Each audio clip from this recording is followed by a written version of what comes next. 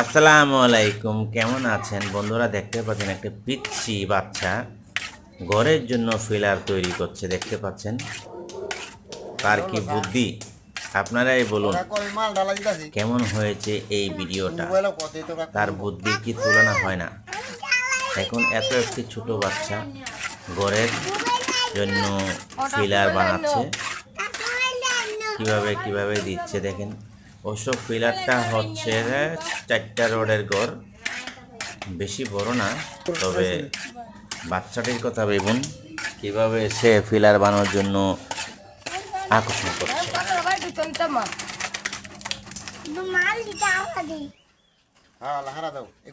howdy काय दे बेटी